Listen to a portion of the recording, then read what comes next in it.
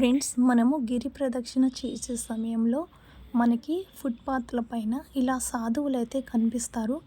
వాళ్ళందరికీ మనము మన దగ్గర లేదు అని అనకుండా ఒక రూపాయి అయినా కూడా వాళ్ళకు దానం చేస్తే మంచిదంట. లేదు అని చెప్పకూడదంట. ఓన్లీ గిరి ప్రదక్షిణే కాదండి మనకు పుణ్యం వచ్చేది.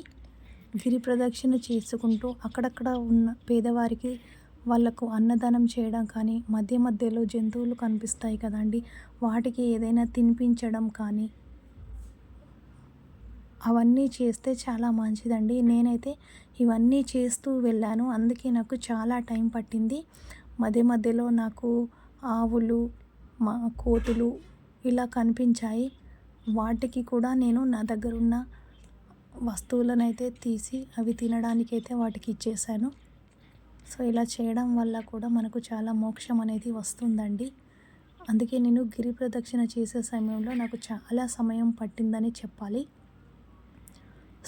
మన దగ్గర ఇలా ఉన్న వాటిని అందరికీ, లేని వారికి పంచుకుంటూ వెళితే ఆ మోక్ష మార్గం కానీ, ఆ గిరి ప్రదక్షిణ కానీ చేసినందుకు సఫలీకృతం అవుతాయని నేను నమ్ముతాను.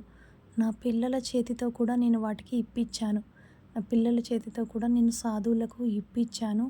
ఎందుకంటే మనం చేసే మంచి మనల్ని చూసి పిల్లలు కూడా నేర్చుకుంటారు. అందుకోసం నేను ఇలా చేశాను. ఓకేనా? Thank you friends. మీకు ఎలా